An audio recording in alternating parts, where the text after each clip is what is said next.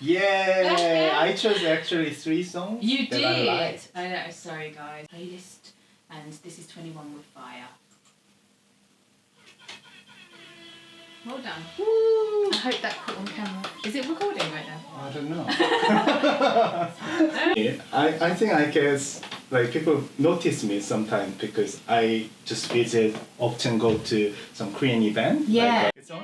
Yeah. Should we just let out our energy Woo. first? Cool. So we are now We are at Kingston Green Radio, the home of Radio Kimchi UK. Radio Kimchi. Woo. Actually, I'm really excited and really honored to be here. It's my first time ever. Yes. In the UK, all over the world. Could you tell me yourself? Okay, we'll be here forever. So basically, for me, I've sort of, as I mentioned briefly, I'm an artist, so I'm a rapper, singer, songwriter, and when I'm not doing that under Jules, I'm DJ Julia, Radio Kimchi UK, which is a sort of weekly online community radio show that promotes Korean music and culture in the UK. And when I'm not doing that, I'm just bouncing around somewhere. Being Julia. Actually, I was stalking your Instagram. Oh, you gosh. often go to some like pub and bar and some like a hip style Yeah. something performance concert, right? Yeah, I do a lot of performances. I try to perform as much as I can. I dropped my first EP last year in March. iTunes, Apple Music. Ooh, I everywhere. wanna really listen. Yeah, I will give you that. You should have listened to it before the interview. Yeah. Well. Oh, things come out, cameras on, and everything's coming out now. Actually, I remember you because if it's right, because I'm really good at the memory. Oh God. I went to the Kingston Festival last year. Yes, you did. I saw you perform, isn't it? Yes, yeah. And you can rap. I can rap. I know, I go Yeah, for I already asked different her name, personalities. so because I thought Julia, but she Yes, that's my preferred normal the Jewel. name. Yeah, that's my birth name, but yeah, I don't think. When did you change your name? Actually, Jules behind. Such a funny story. I was 10 years old and I was on a school trip in Wales. And I remember one of the activities was actually like abseiling. And I was really scared because I was like only 10 years old. But then the lady who was coaching us and training us and sort of encouraging us to do the activity, she just called me. She was like, "What's your name?" I was like, "It's Julia." And she was like, "No, I'm gonna call you Jules." And then that just stuck with me because she gave me that name and she was just like, "I'm gonna call you Jules because I have a friend that has a similar name." And I don't know, So it's like nickname. Yeah, it's a nickname. Yeah. And it gave you power, energy. Yeah, exactly. It just gave me sort of, made me come to life, and then I just conquered that activity, and now I feel like I can conquer the stage. People call you Jules, and you got some energy and synergy for the performing. Yeah. And presenting Radio Kimchi, you know. Yeah, it's quite funny. Yeah, I guess you can kind of say it does give me some sort of like power. Not enough power to rule the world, but yeah, enough power to do the radio show. And if you can, you are the rich producer or organizer.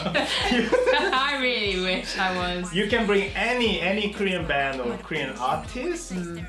It should be never been in the UK. Okay. So who would you choose? So many that I Just one. Oh, does it have to be? Okay. One team or one person? Ah, okay. If I had to pick a K-pop group, it has to be 17. 17. 100% 17. Why? I Because they are young. No, No? definitely not. I think it's I think it's because, like, when you watch them, when you listen to their music or when you watch them perform, their performance ability is insane. Like, it's not what you would have pictured someone to do. I mean, K-pop, anyway, when you perform like K-pop anyway, Dance and singing together. It's an art, you know. Art. But they are just, they bring Different level. and they bring the standard to another level. And I don't think anyone, in my personal opinion, I mean, I don't know if anybody, I think a lot of people probably might disagree with me, or they might agree with me. But Don't offend. No, I don't want to offend anybody, but this is my personal opinion, is that I just think they bring a new level of performance to their career. They just, it will be awesome to see how they perform on stage in person. Because I've watched their stages and I think that if you saw them in person, maybe you can recommend some favorite songs. There's too many. There's too many. Just everything. But everybody, I mean, there's some people that really love Don't Wanna Cry, which is more of their slow ballad songs. But then Man Say I really love, which is catchy. And that kind of brought, I think, more people to their attention. And then one of the, they're split into units. They have vocal unit, a performance unit, and a dance unit. And all three of those units have their own sort of flavour, their own colour. I would highly just recommend just checking them out. Just check them out. Yeah. You love it. Maybe I should be a rich producer. Yeah. Maybe they should hire me, if you know what I mean. So I can promote that. And who's your bias? In 17? Yes. That's a crazy question to ask. There's so many members. How many members are there? There is like 17? No, not 17. Oh gosh, I think there's 13. I lost count. Something. It's a double over digits. 10. Yes, No, double over digits. 10. It's definitely double digits. I like all of them. I can't pick just one. If I had to go via the unit, I'd pick the performance unit. Okay. All of my favourites are in there. I like them all though. I just popped in my mind and question. Why the Radio Kimchi name is Radio Kimchi? Actually, I'm a kimchi girl in Wales. The competition, K-pop competition, it's my second time. Oh really?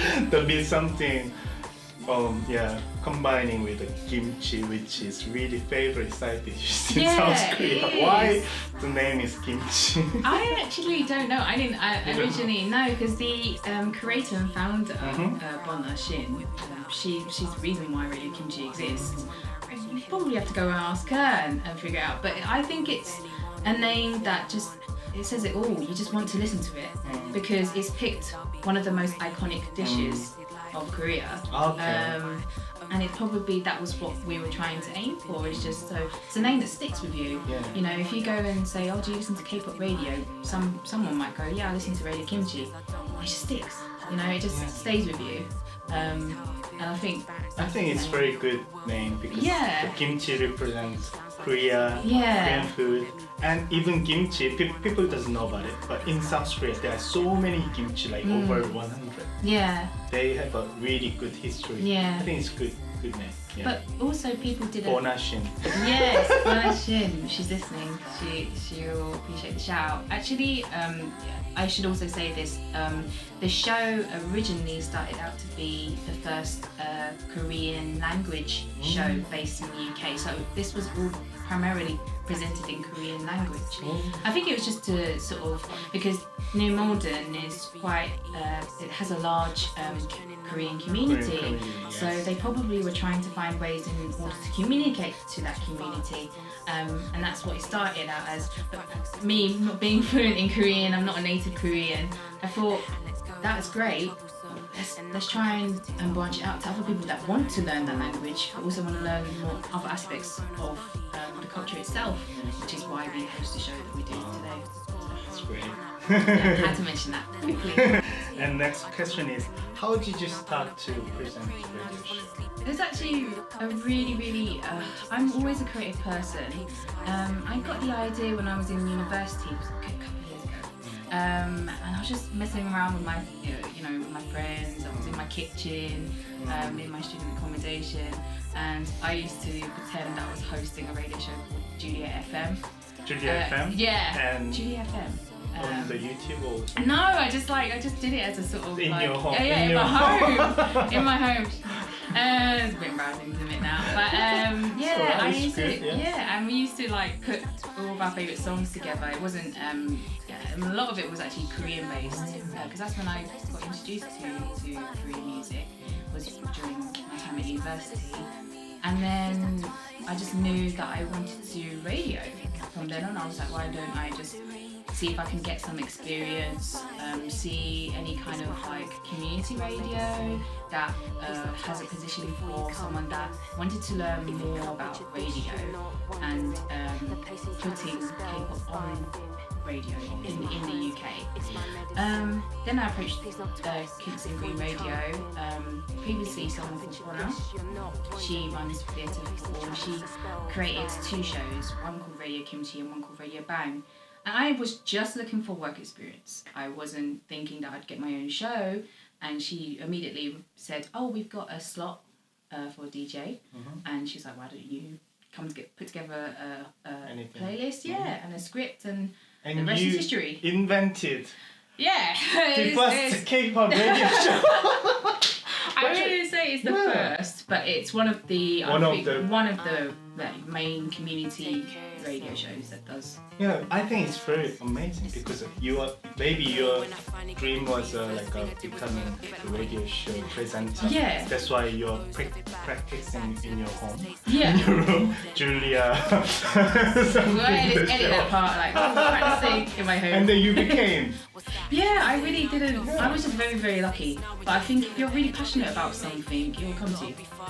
So you just keep going on. Yeah, absolutely. If you're passionate about, it could be anything. You just go for it. When did you start to like K-pop and why? That's also a long story. I started liking K-pop since 2011. Yeah. So 8 years. Yes. Oh gosh, it's been that long. Wow, that's insane. We got age. Yeah. So it's fine. I'm used to being called old. But yeah, no, basically when I was at university again, everything, I sort of was introduced to Japanese music, and that kind of gave me an inkling that there was a lot of genres, different genres that was experienced. Because when I was younger, listening to Chinese music, it was always ballads. There was no hip hop, there was no pop, there was always ballads. And more like chilled and relaxed. And when I was young, I just wasn't that interested when I was younger. But then coming back home, I was on a break from university. It was just a sort of short reading week. I was having a nap, as you do, as a student, and I just woke up to this weird sound, and I was like, where's that coming from? I went to my, sister's bedroom, and she was playing Shiny, Ring Ding Dong. Ring Ding Dong. Yeah, Ring Ding exactly. I was like, what is this? What is this? Yeah, she was watching the music video. Very catchy. Yeah, it was very catchy, and I was like, what is this? And she was like, oh, it's Korean pop music. It's K-pop. Me and my friends, and at their time, that was when they were around about 13, 14 years old, and me being 18, then I was like, this is new to me. I've only used to seeing, Chinese ballads or Japanese rock music. It was, this is pop music, So you got shocked? I was really shocked, and it was so different. Yes, because they, dancing and all in sync and like singing really, really catchy tunes, and I was just like, that's it. I've got to find out more about it. Started with Shiny, then it went on to other groups, and then just more artists just come into my life, and that's it. I just knew I wanted to do it. It just became something part of my life. So. I just got the auditional question. Who was your bias? Who was my bias? The Shiny. In Shiny. Because obviously it was your first K-pop boy band. It's such a shame because he's not around anymore. Oh my god. He was my first ever K-pop bias, and I still you know holds dear to my heart. Yeah, but it was Jonghyun, and he was just incredible artist. Whether he was a member of SHINee or even a solo artist. Yeah, it's really sad. Yeah, it was really sad. But it's important that you know we don't stop talking about him because you know he was an advocate for many things. It's just very sad. Sorry. No, it's fine. Yeah, I think K-pop and K-culture getting more popular in the UK. Do you feel that, and do you think any difference comparing to before? Yeah, in like my years hosting the radio show and being a fan of K-pop, like sort of when I started getting into it in the sort of maybe the first 4 years, there wasn't really much coverage about K-pop. I mean, it was really hard to get an artist to come over to the UK, you know, because there were so many international fans, and it's always a dream for an international fan to go see their favourite band, especially in their country. I was kind of used to knowing or sort of realising reality that I'm never probably going to see them unless I raise a lot of money and go to Korea, because that was the dream, is to either go Korea, go see your favourite band and immerse yourself in Korean culture, or just kind of pray that they kind of notice you in the UK. And then sort of doing the radio show, it was like around about 2015 when I started this radio show and started hosting. There started to slowly be more and more K-pop coverage, just slowly, gradually. If it wasn't one group per year, now it's like I don't know how many artists are coming this year. It's definitely a change, but not just in the music itself. I think also the culture. You find a lot more people wanting to learn about the language. You know, the Korean Cultural Centre in London. Every year they've got loads of people sort of applying for their programs, which is a language program, K-pop Academy, even and like making makgeolli as well. Yeah, exactly, all of that sort of stuff. And now, you know, once a year we had, in the last couple of years, once a year there would be only one like sort of Korean cultural festival. Now I think this year we've got about 3. So many. And so many. Different cities. In different cities. Even small towns. Exactly. Yeah. And it's not just London now. There's Manchester has like a good following. It's just Sheffield. crazy. Exactly. It's just Cardiff. insane. It's Amazing. so insane, and I think it's wonderful to see, because it's how people are being more open and accepting that, you know, we, especially, you know, here London is so diverse, we're accepting the fact that we're open to learning about more different cultures, and I think it's a good thing. Yeah. Cool. Thank you for the amazing answer. Want you to do is just promoting your radio channel. How we can listen to radio channel, and when could be we can listen? Well, in about half an hour you can an hour. listen to our show. 7, I don't know. 7 p.m. 7 p.m. So it's a 2-hour show from 7 p.m. to 9 p.m. You can mainly listen to it on Kingston Green Radio, which is www.gffradio.org.uk. And we also have, I have to quickly shout out as well, we also have an Instagram, a Twitter and a Facebook group. So you just need to type in Radio Kimchi UK and you'll find us there. Make sure you follow us on there. And one last thing is we do have an amazing event coming up on Saturday 24th August at the O2 Academy Islington, which will be the return of our annual event, which is the K-pop Fair. We launched that last year in the same location. We're going to be doing a really even bigger space. Yes, bigger, 800 better. capacity. Yes, he knows. He's coming along. You know, if you don't come for us, come for but yeah, it's basically a fair that will basically allow K-pop fans to get together and meet each other, as well as get merchandise that they've always wanted without having to pay extortionate fees or even wait around for it, because it's going to be there in your hands, obviously once you pay. And yeah, we've got more exciting things going on as well, so please come along. Tickets are only £6. and we'll be collaborating with One-on-one events. Yes. It's brand new. Yes, The- brand new events company that's bringing together like lots of different Korean pop events. Yes, we're kind of making the thing. It's gonna be Awesome. Yes. I'm really, really looking forward to it. yeah, me too. Yeah, I think that's it. No, Bye. thank you. No, don't go. Yeah, don't leave We yet. can't leave yet because we have to host the radio show. Yeah, we didn't start yet actually. So thank you for accepting the interview. Oh, no, thank It was you. really, really great. Can you speak some Korean? Mine is really bad. My pronunciation. It's good. I haven't. Yeah, I think. I haven't studied it for a long time. Oh, really? No. So let me. I'll try. You'll try. Start. 지금까지 진아입니다. 정말 감사합니다. Thank you and see you again next time. See ya. Bye.